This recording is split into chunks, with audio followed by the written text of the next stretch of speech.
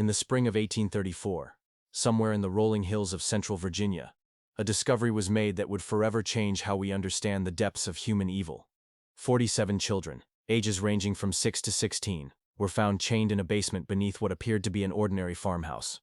The children bore no resemblance to each other, spoke different languages, and when questioned, could only whisper one name through their tears: Mother Sullivan. The local sheriff's report, buried for over a century in the Henrico County archives, described scenes so disturbing that 3 of the investigating officers resigned from duty within a week. What makes this case truly haunting isn't just the horror of what was found, but the chilling realization that Constant Sullivan had been operating her twisted enterprise for over 2 decades without detection. The children called her mother, but the truth behind that title would prove far more sinister than anyone could have imagined. Before continuing with the story of the Sullivan family and their unspeakable secrets, it's important to acknowledge that this channel isn't for everyone, only for the bravest souls who dare to confront the darkest chapters of American history. If you've made it this far, you're not like most people. You understand that some truths are too horrifying to ignore, no matter how much they disturb us. So hit that subscribe button and join our community of true mystery seekers, and tell me in the comments what state you're listening from. Are you brave enough to hear stories like this from your own backyard? The question that haunted investigators then, and continues to perplex historians today, is how such a massive operation could have gone undetected for so long in a close-knit rural community. The Virginia of 1834 was a land caught between 2 worlds. The old plantation system still dominated the social landscape, while whispers of industrial change drifted down from the north. In this environment, the small farming community of Millbrook, a collection of perhaps 50 families spread across the gentle slopes of Henrico County, represented the typical American rural settlement of the era. Most residents farmed tobacco or corn, traded at Henderson's general store, and gathered for social events at the one-room schoolhouse that doubled as a community meeting hall. The Sullivan property sat on the outskirts of this community, a modest 2-story wooden farmhouse surrounded by nearly 200 acres of prime agricultural land. To any traveler passing along the dusty road that connected Millbrook to Richmond, the Sullivan farm appeared utterly unremarkable. The house itself, built in the Federal style popular during the 1810s, featured white-painted clapboard siding and a wraparound porch, typical of Virginia architecture. A red barn stood 60 yards behind the house, with a chicken coop and smokehouse completing the typical farmstead layout. What made the Sullivan property unique wasn't visible from the road. Ezra Sullivan, who had purchased the land in 1809 with money inherited from his father's tobacco fortune, had spent considerable effort expanding the house's basement. While most Virginia homes of the period featured simple root cellars, the Sullivan basement extended far beyond the footprint of the house above. Local craftsmen remembered being hired for various excavation projects throughout the 1810s and 1820s, though none had seen the completed work. Ezra paid well and in cash, asking only that the workers focus on their assigned sections rather than the overall project. Constant Sullivan, Ezra's wife, had arrived in Millbrook in 1811 as a bride of 22. Neighbors remembered her as a handsome woman with dark hair and an unusually soft voice. She dressed simply but neatly, attended Methodist church services when health permitted, and maintained a reputation for charitable works. When approached about contributing to community causes, Constance would inevitably explain that she and Ezra were already caring for several orphaned children from her family back in Pennsylvania. The arrangement, she explained, was temporary, just until suitable permanent homes could be found. This explanation satisfied the community's curiosity about the occasional glimpses of children around the Sullivan property. Mrs. Henderson at the general store would sometimes see a young face peering from the Sullivan wagon when Constance came to town for supplies. The children never spoke, but Constance would explain that they were shy, traumatized by the loss of their parents, and needed time to adjust to their new circumstances. The community, familiar with the tragedy of orphaned children in an era of high mortality rates, accepted these explanations without question. Thomas Henderson, who ran the general store, later recalled that Constant Sullivan was one of his most reliable customers. Every 2 weeks she would arrive with a detailed list and enough cash to purchase substantial quantities of basic foodstuffs: flour, cornmeal, salt pork, molasses, and other staples. The quantities seemed large for a childless couple, but when Thomas mentioned this, Constance would remind him about the orphaned children. She also purchased unusual amounts of basic medicines, explaining that children from poor circumstances often arrived with various ailments that required treatment. The Sullivan farm operated on a schedule that puzzled some neighbors. While most farming families rose with the sun and worked until dusk, activity at the Sullivan property often continued well into the evening. Lights could be seen in the farmhouse windows at unusual hours, and the sound of hammering or construction work sometimes echoed across the fields during the night. When asked about these activities, Ezra would explain that he was making improvements to accommodate the growing number of children in their care. Dr. Marcus Whitfield, the traveling physician who served the Millbrook area, remembered being called to the Sullivan farm on several occasions during the 1820s and early 8. Each time he was told that one of the orphaned children had fallen ill and needed medical attention. However, Dr. Whitfield was never permitted to examine the children directly. Instead, Constance would describe the symptoms and request specific medications. When the doctor insisted on seeing his patients, Constance would explain that the children were too frightened of strangers, too traumatized by their experiences to allow examination by unfamiliar men. The deception was so complete that even the local pastor, Reverend Samuel Matthews, believed in the Sullivan family's charitable work. During his occasional visits to the farm, Reverend Matthews would praise Constance and Ezra for their Christian compassion in caring for so many unfortunate children. He offered to help find permanent homes for the orphans, but Constance would always explain that she was already in correspondence with relatives in Pennsylvania, who would eventually take the children. The process, she assured him, simply required patience and careful arrangement. What none of the community members realized was that Constant Sullivan had been perfecting her deception for over 2 decades. The orphaned children were not temporary residents awaiting placement with loving families. They were prisoners, purchased, kidnapped, or lured from their families across multiple states, held in conditions that would make hardened criminals weep with horror. The discovery that would expose the Sullivan family's horrific secrets began with a series of seemingly unrelated incidents in the early months of 1834. February had been unusually harsh, with temperatures dropping well below freezing for weeks at a time. The bitter cold that gripped Virginia that winter would prove to be both a blessing and a curse for the 47 children trapped beneath the Sullivan farmhouse. On February 23, 1834, a traveling merchant named Jacob Stern was making his way from Richmond to Charlottesville when a violent snowstorm forced him to seek shelter. The Sullivan farm, being the closest building visible from the road, seemed like a natural choice for emergency accommodation. Ezra Sullivan, despite his obvious reluctance, could hardly refuse hospitality to a stranded traveler during such dangerous weather. Stern later described the evening as uncomfortably tense. Constant Sullivan served a simple meal of cornbread and salt pork, but conversation was stilted and awkward. The Sullivans seemed nervous, constantly exchanging glances and starting at every sound. When Stern asked about the children he had been told lived on the farm, Constance explained that they were all sleeping and mustn't be disturbed. The children, she said, had been ill with fever and needed their rest. What disturbed Stern most was the sound. Throughout the night, as he lay on a makeshift bed in the Sullivan parlor, he could hear what sounded like muffled crying coming from beneath the floor. When he mentioned this to Ezra the next morning, Sullivan claimed it was probably just wind whistling through gaps in the foundation, a sound common in old houses, especially during cold weather. Stern accepted this explanation, but something about the Sullivans' manner continued to trouble him. The second incident occurred 3 weeks later. On March 15, Mary Catherine Flynn, a young Irish immigrant traveling with her family to seek work in the tobacco fields around Richmond, became separated from their group during a river crossing. Exhausted and frightened, she made her way to the Sullivan farm. As darkness fell, Constant Sullivan took her in, offering food and shelter for the night. Mary Catherine was never seen alive again. When her family reported her missing to the sheriff in Richmond, they described their last known location and the direction Mary Catherine had been heading. A search party was organized, but the vast expanses of Virginia wilderness made finding a single missing person nearly impossible. The search was called off after a week, and Mary Catherine Flynn was presumed to have died of exposure or been killed by wild animals. The final incident that would lead to the discovery occurred on April 2, 1834.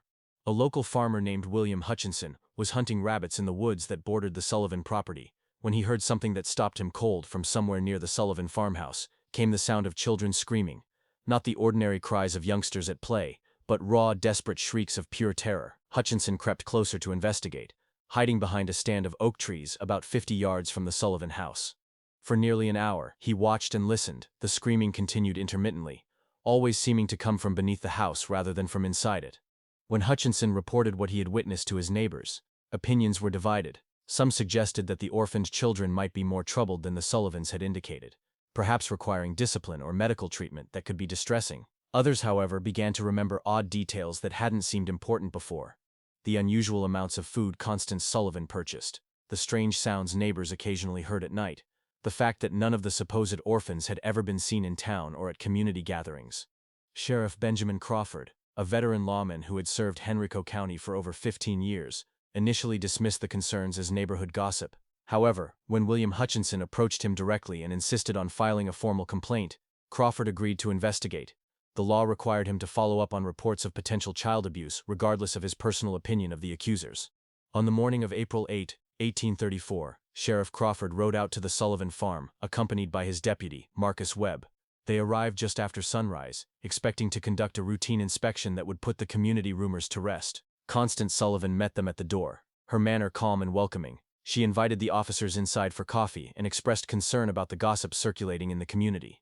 The conversation began normally enough. Constance explained again about the orphaned children, showed the officers letters she claimed to have received from relatives in Pennsylvania, and offered to arrange for the children to meet with Sheriff Crawford once they recovered from their recent illness. Everything seemed perfectly reasonable until Deputy Webb asked to use the privy. As Webb walked around the side of the house, he noticed something that made his blood run cold. The cellar door that William Hutchinson had seen Ezra Sullivan using was secured with 3 separate padlocks, heavy chains wrapped around the door handles, and the wood around the locks showed signs of desperate clawing, as if someone had tried to scratch their way out from the inside. When Webb returned to the house and quietly informed Sheriff Crawford about what he had observed, both men knew they were dealing with something far more serious than community gossip. Crawford politely asked Constance to show them the cellar, explaining that a thorough inspection would help put the rumors to rest. The change in Constant Sullivan's demeanor was immediate and chilling. Her face went pale, her hands began to tremble, and she began stammering about how the cellar was dangerous, how the children weren't allowed down there, how there was nothing to see but old farm equipment and storage. That was when they heard it. From somewhere beneath their feet came the sound of children crying, followed by a weak voice calling for help. The sound was muffled but unmistakable, and it was coming from directly below the kitchen where they stood. The immediate aftermath of that first discovery would haunt Sheriff Crawford for the rest of his life. When he and Deputy Webb forced open the cellar door, the stench that rose from the darkness below was overwhelming, a mixture of human waste, unwashed bodies, and something else that Crawford later described as the smell of despair itself. The basement that Ezra Sullivan had spent over 2 decades constructing was a masterpiece of calculated cruelty. The main chamber stretched far beyond the footprint of the house above, extending into the earth like an underground warren. Stone walls, carefully mortared and designed to muffle sound, created a series of interconnected rooms. The largest chamber, directly beneath the kitchen, housed most of the children. They were chained to iron rings embedded in the stone walls, each child secured by shackles around their ankles. The chains were long enough to allow movement within a small area, but prevented any possibility of escape. The children ranged in age from approximately 6 to 16 years old. They were emaciated, their clothes reduced to rags, their bodies bearing the marks of prolonged neglect and abuse. Many showed signs of illness, fever, respiratory problems, and skin conditions that came from living in the damp, unventilated underground space. What struck both officers most forcefully was the silence. After the initial cries for help, the children said nothing. They simply stared at the newcomers with eyes that held no hope, no expectation of rescue.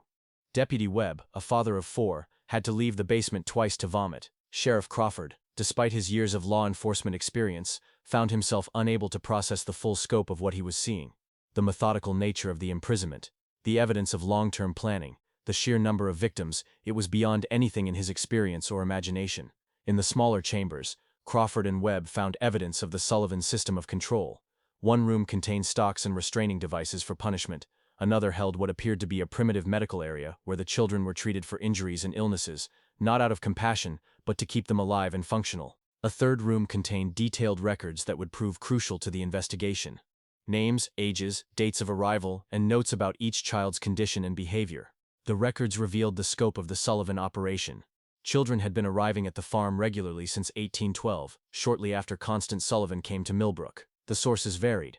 Some were orphans purchased from overwhelmed poorhouses, others were runaways lured by promises of food and shelter, and still others appeared to have been simply kidnapped from their families. In a separate chamber, reached through a narrow passage that required crawling, Crawford and Webb found the remains of at least 36 children. Some appeared to have died from illness or malnutrition, others showed signs of violence. All had been buried in shallow graves beneath the basement floor, their bodies covered with lime to control odor and decay. The investigation that followed the initial discovery would continue for months as authorities struggled to understand how such a massive criminal enterprise had operated undetected for over 2 decades. The answer lay in Constant Sullivan's genius for deception and her understanding of human psychology. She had created a persona that was almost perfectly designed to avoid suspicion in a rural 1830s community. The character of the charitable woman caring for orphaned children appealed to the community's Christian values while explaining away any unusual aspects of the Sullivan household. The story of traumatized children who were too frightened to interact with strangers provided a ready excuse for why the supposed orphans were never seen in public. The claim that permanent homes were being arranged with distant relatives explained why the children never seemed to leave the farm. Even more cleverly, Constance had created multiple layers of protection for her operation. The children were taught to call her mother, ensuring that if anyone ever overheard them, it would seem like a natural family relationship.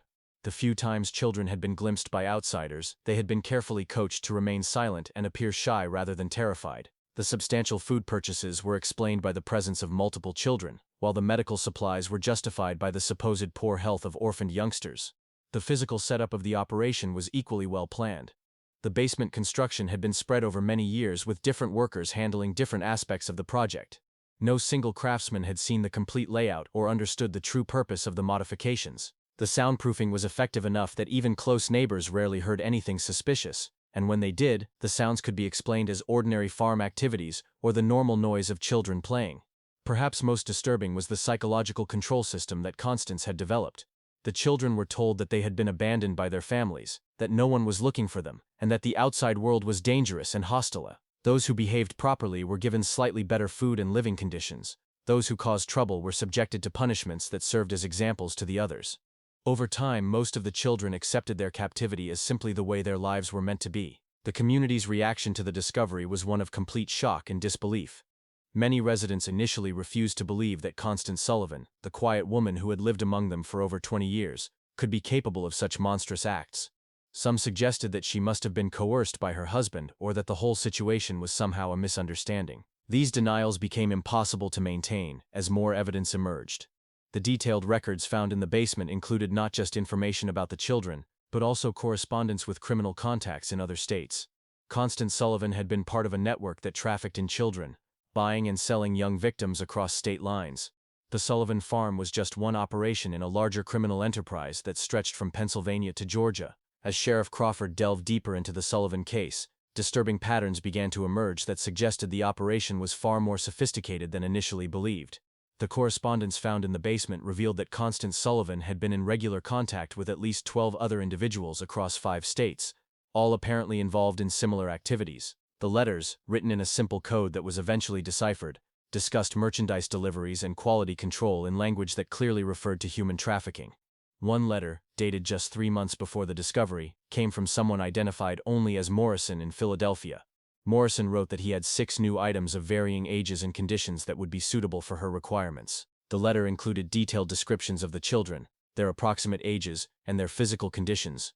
Most disturbingly, it included notes about their temperaments, which children were compliant, and which might require additional training.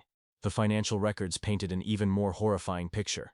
Constant Sullivan had been paying between $50 and $200 per child depending on age and condition. She had also been receiving payments from other locations, suggesting that the Sullivan farm served as both a destination and a distribution point for trafficked children.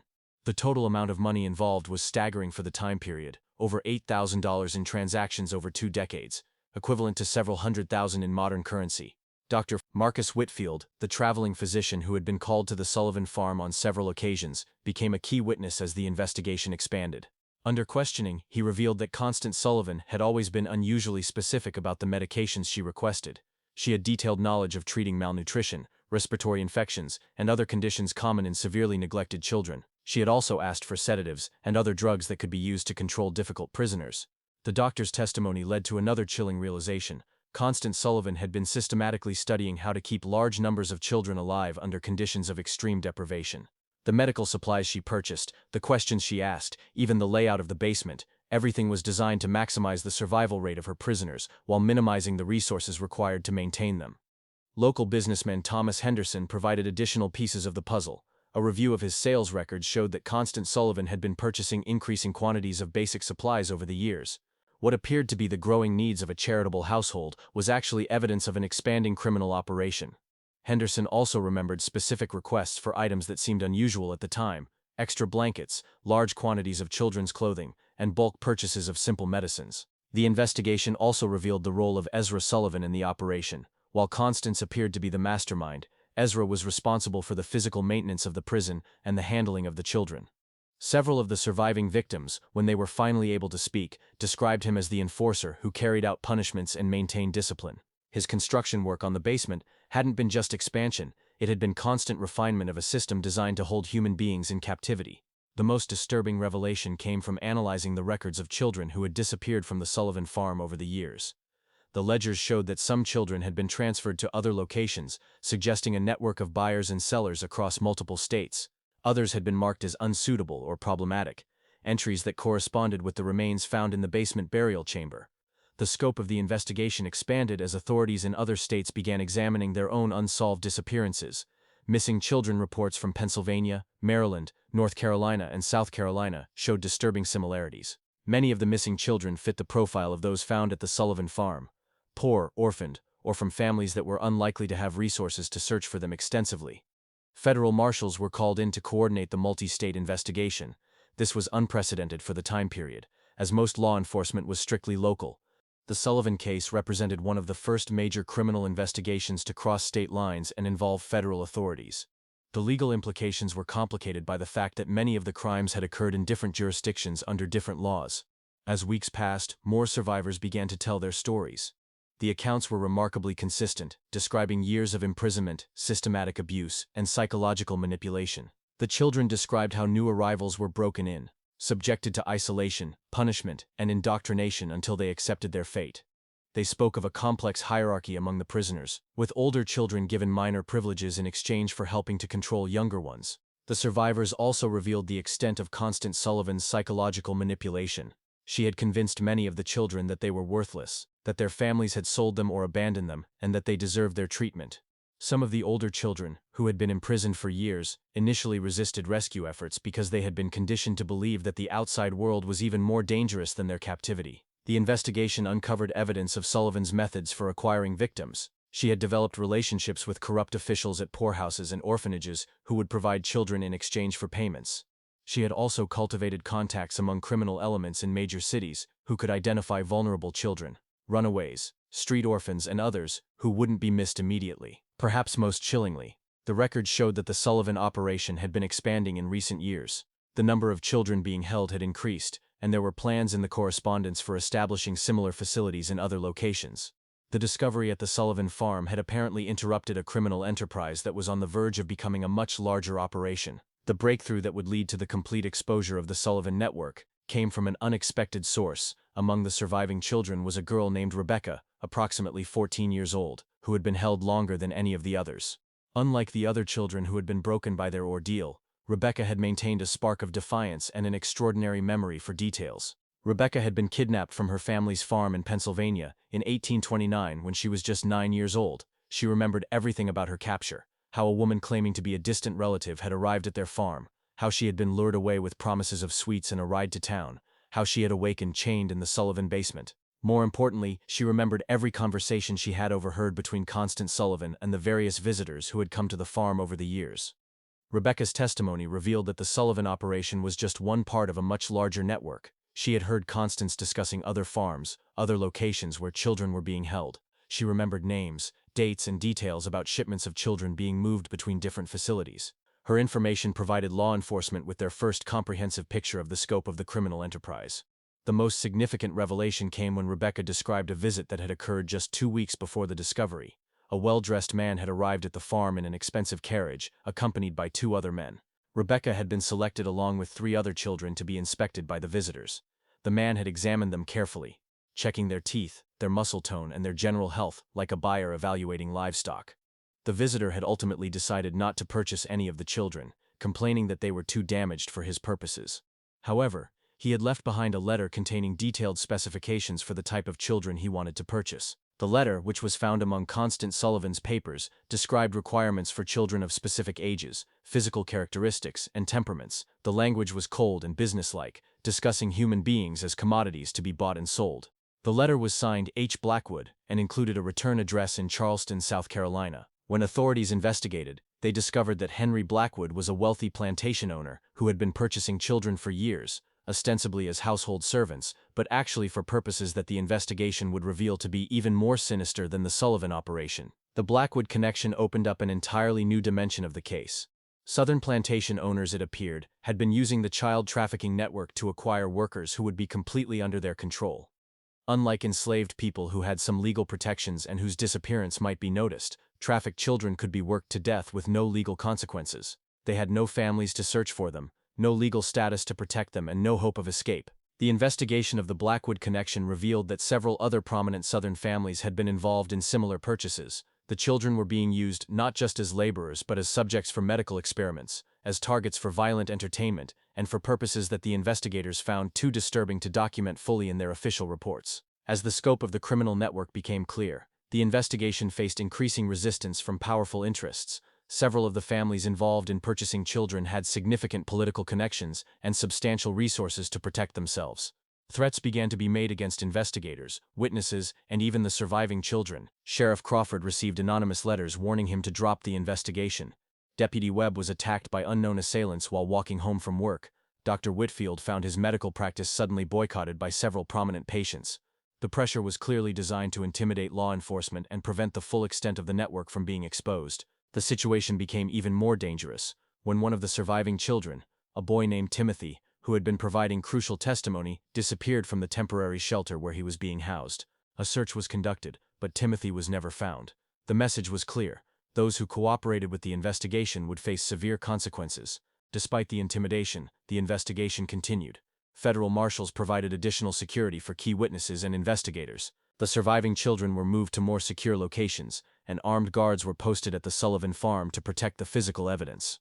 The case had become a test of whether the American legal system could function when confronted with crimes involving wealthy and powerful perpetrators. The pressure reached its peak when Constant Sullivan herself was found dead in her jail cell. The official cause of death was listed as suicide, but the circumstances were suspicious. Sullivan had been scheduled to testify about the full extent of the criminal network, including the names of all her contacts and customers. Her death eliminated the investigation's most important witness and source of information about the broader conspiracy. The mysterious death of Constant Sullivan sent shockwaves through the investigation team. If powerful interests were willing to eliminate key witnesses, no one involved in the case was safe. The investigation had uncovered a criminal enterprise so vast and so well connected that it posed a threat to some of the most prominent families in American society. Just when it seemed that the investigation might be derailed by intimidation and violence, an unexpected development changed everything. A former employee of Henry Blackwood, motivated by guilt over what he had witnessed, came forward with evidence that would blow the case wide open. The employee, a man named Samuel Pierce, had worked as an overseer on the Blackwood plantation and had detailed knowledge of the children who had been purchased from the Sullivan network. Pierce brought with him documents that proved the connection between the Sullivan operation and the Southern buyers. More importantly, he had witnessed the fate of many of the children who had been sold to plantation owners. His testimony would provide the final pieces of the puzzle and expose the full horror of what had been happening to America's most vulnerable children. Samuel Pierce's testimony before the federal grand jury in Richmond would go down as one of the most disturbing accounts in American legal history. Pierce, a man in his 40s with weathered hands and haunted eyes, had worked for Henry Blackwood for over a decade. What he had seen on the Blackwood plantation, and what he revealed about the fate of the Sullivan children, shocked even the seasoned investigators who had thought they understood the scope of the criminal enterprise. Pierce described how the Blackwood plantation operated two separate systems. The main plantation used enslaved labor for cotton production, operating under the typical, though brutal economic model of Southern agriculture. However, Blackwood had also established what Pierce called the experimental quarters, a separate facility where the trafficked children were held for purposes that had nothing to do with agricultural production. The children purchased from the Sullivan network were used as subjects for medical experiments that Blackwood conducted with several associates, including 2 physicians from Charleston Medical College. The experiments were designed to test the limits of human endurance, to study the effects of various drugs and treatments, and to satisfy the scientific curiosity of men who viewed the children as laboratory animals rather than human beings. Pierce's most damning testimony concerned the detailed records that Blackwood maintained of these experiments. The plantation owner had documented everything: the children's reactions to different treatments, their survival rates under various conditions, and the progression of diseases that were deliberately introduced to study their effects. The testimony revealed that at least 37 children from the Sullivan network had been sold to Blackwood over the years. Of these, only 4 had survived long enough to be transferred to other buyers. The rest had died as a result of the experiments, malnutrition, or the brutal working conditions in the experimental quarters. Their bodies had been buried in unmarked graves in a remote section of the plantation. Pierce also provided information about the broader network of buyers. He had been present at meetings where Blackwood discussed purchases with other plantation owners, wealthy businessmen, and even some politicians. The conversations he overheard revealed that the trafficking network extended far beyond what investigators had imagined. Children were being bought and sold across the entire country, with different buyers having different requirements and purposes. The most shocking revelation came when Pierce described a gathering he had witnessed in the fall of 1833. Blackwood had hosted what he called a demonstration for potential buyers from across the South. The event was designed to showcase the quality of the children available through the network and to demonstrate the various uses to which they could be put. Pierce's description of this gathering was so disturbing that several members of the grand jury had to leave the room. The demonstration had included displays of the children's ability to perform various types of work, their responses to different forms of punishment and control, and their suitability for different types of exploitation. The buyers had been encouraged to examine the children closely, to test their reactions, and to place orders for specific types of victims. The entire event had been conducted with the casual, business-like atmosphere of a livestock auction. Pierce's testimony also revealed the financial scope of the network. The prices paid for children varied dramatically based on their age, physical condition, and intended use. Younger children who could be more easily controlled and conditioned commanded higher prices. Children with specific physical characteristics or abilities were sold at premium rates. The total amount of money involved in the network was estimated to be in the hundreds of thousands of dollars, a fortune for the time period. The investigation team used Pierce's information to coordinate raids on multiple locations across the South. Federal marshals, working with local law enforcement, simultaneously struck at plantations, warehouses, and other facilities where trafficked children were being held. The raids were conducted in secrecy to prevent the destruction of evidence and the escape of key perpetrators. The results of the coordinated raids were staggering. Over 100 additional children were rescued from various locations. Physical evidence was seized that documented the full extent of the trafficking network, including financial records, correspondence, and detailed logs of purchases and sales. Several prominent individuals were arrested, including Henry Blackwood, 2 physicians from Charleston Medical College, and a state legislator from Georgia who had been one of the network's best customers.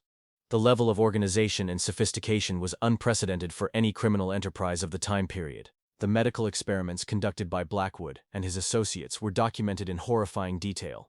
The records showed that the experimenters had deliberately infected children with diseases to study their progression, had tested various poisons and toxins, and had conducted surgical procedures without anesthesia or proper medical training. The children had been treated as disposable research subjects, their lives valued only for the scientific knowledge that could be extracted from their suffering.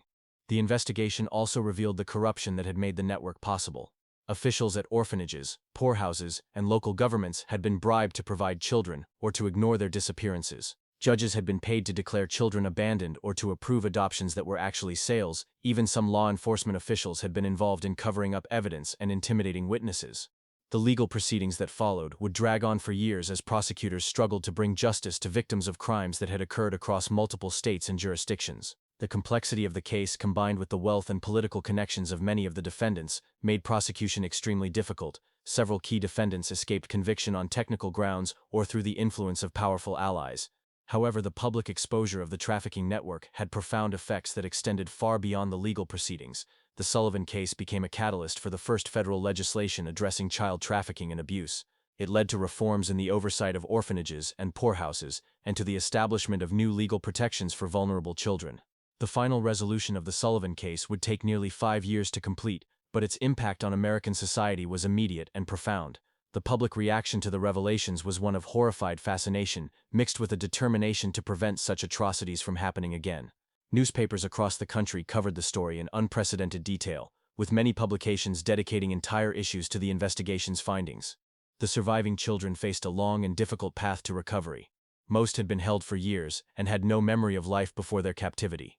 The 47 children rescued from the Sullivan basement required extensive medical treatment, psychological care, and patient work to help them readjust to normal human interaction. Many never fully recovered from their ordeal, carrying physical and emotional scars for the rest of their lives.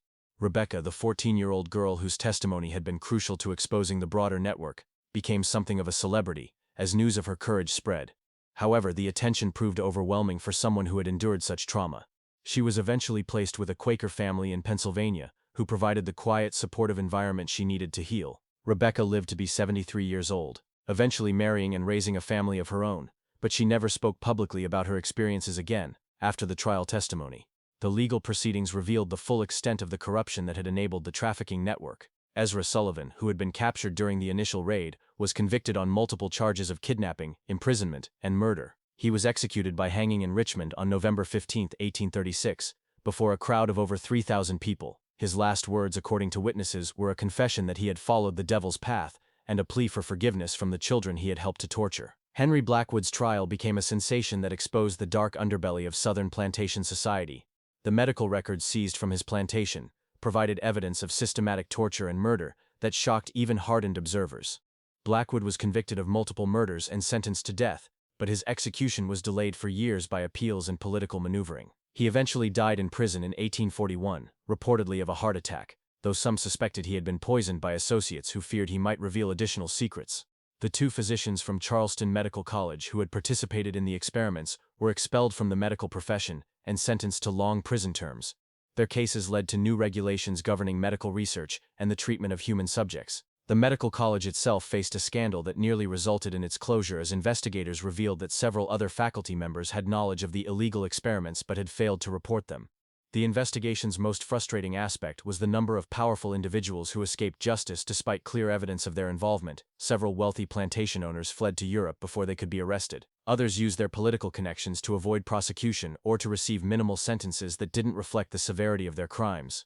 A state legislator from Georgia who had been one of the network's major customers was censured by his legislator but never faced criminal charges. The financial investigation revealed that the trafficking network had generated enormous profits for its organizers. Constant Sullivan alone had accumulated over $12,000 in profits over her 20-year operation, a sum equivalent to several $100,000 in modern currency. Much of this money was never recovered, as it had been invested in legitimate businesses or hidden in accounts that investigators couldn't trace. The Sullivan farm itself became a symbol of the horrors that had been uncovered. The property was seized by the government and eventually sold at auction, but no one wanted to live in a place associated with such evil. The house was demolished in 1845, and the basement was filled with concrete and sealed permanently. A small cemetery was established on the site to memorialize the children who had died there, though most of their names were never known. The case led to significant reforms in child welfare and protection. Virginia passed the first comprehensive child protection laws in American history, establishing government oversight of orphanages and requiring background checks for anyone seeking to adopt or care for large numbers of children. Other states quickly followed with similar legislation, creating the foundation for modern child welfare systems. The federal government also responded with new laws addressing interstate crimes and human trafficking. The Sullivan case had demonstrated the limitations of state-by-state law enforcement when dealing with crimes that crossed jurisdictional boundaries. New federal statutes gave marshals expanded authority to investigate and prosecute trafficking cases, establishing precedents that would prove crucial in later criminal justice developments. Perhaps most importantly, the case changed public awareness about the vulnerability of children and the need for systematic protection. The romantic notion of the charitable individual caring for orphaned children was replaced by a more realistic understanding of the need for institutional oversight and legal safeguards. The phrase "another Sullivan case" entered common usage as a warning about the potential for abuse in situations involving vulnerable children. Dr. Marcus Whitfield, the physician who had unknowingly enabled the Sullivan operation through his medical consultations, dedicated the rest of his career to child welfare. He established free clinics specifically for orphaned and abandoned children and became an advocate for reforms in medical practice that would prevent physicians from being manipulated by criminals. His later writings on medical ethics were influenced heavily by his experience with the Sullivan case. Sheriff Benjamin Crawford, who had led the initial investigation, was promoted to federal marshal and spent the rest of his career pursuing similar cases. He became one of the first law enforcement officials to specialize in crimes against children, developing investigative techniques and procedures that would be used for decades. The children's stories as they emerged over the years revealed the full scope of human resilience and the long-term effects of systematic abuse. Some, like Rebecca, were able to build relatively normal lives with proper support and care. Others struggled with mental illness, addiction, and other problems that stemmed from their traumatic experiences. A few never recovered at all, dying young from complications related to their years of imprisonment and abuse. The network's correspondence, which had been preserved as evidence, provided investigators with information that led to additional cases for years after the initial discovery. Letters found in the Sullivan basement contained references to other operations, other victims, and other perpetrators. Some of these leads resulted in successful prosecutions, while others led to dead ends or situations where too much time had passed to gather sufficient evidence. One of the most haunting aspects of the case was the realization that the Sullivan operation had been just one part of a much larger system of exploitation that had existed largely undetected for decades. The investigation revealed that similar networks had operated in other parts of the country, that children had been bought and sold like commodities throughout American history, and that the legal and social systems had been inadequate to protect the most vulnerable members of society. The case also highlighted the role of community responsibility in preventing such atrocities. The residents of Millbrook, who had lived for 20 years next to one of the most horrific crime scenes in American history, struggled with guilt and self-examination. How had they failed to see what was happening? What signs had they missed or ignored? Could they have prevented the suffering if they had been more vigilant or suspicious? These questions led to broader discussions about the obligation of communities to watch out for their most vulnerable members.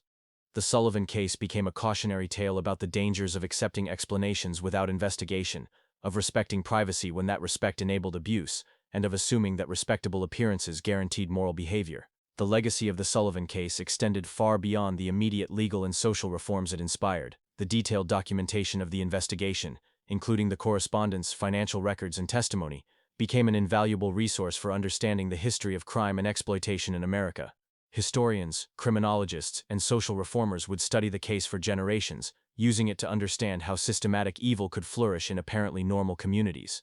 In the end, the Sullivan family's reign of terror was brought to an end, not by sophisticated police work or advanced investigative techniques, but by the simple courage of ordinary people who refused to ignore obvious signs of trouble. William Hutchinson's decision to report what he had heard, Sheriff Crawford's willingness to take community concerns seriously, and Rebecca's determination to testify despite her trauma. These individual acts of moral courage were what ultimately exposed one of the most horrific criminal enterprises in American history.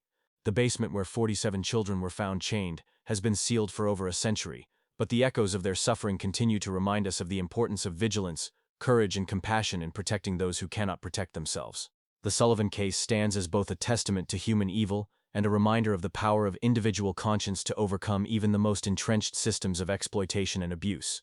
If this story has given you chills, you understand why these dark chapters of American history must never be forgotten. Just when we thought we'd seen it all, the horror in places like the Sullivan farm intensifies our understanding of how evil can hide behind respectable facades. If this story is giving you chills, share it with a friend who loves dark mysteries. Hit that like button to support our content, and don't forget to subscribe to never miss stories like this. Let's discover together what other secrets lie buried in America's past. This mystery shows us that evil often wears the mask of respectability, and that the most horrific crimes can be committed by those who appear most normal to their communities. What do you think of this story? Do you believe everything was revealed, or are there still secrets buried in the Virginia hills? Leave your comment below. If you enjoyed this tale and want more horror stories like this, subscribe, hit the notification bell, and share with someone who loves mysteries. The darkness of American history has many more secrets to reveal, and we'll be here to uncover them all. See you in the next video.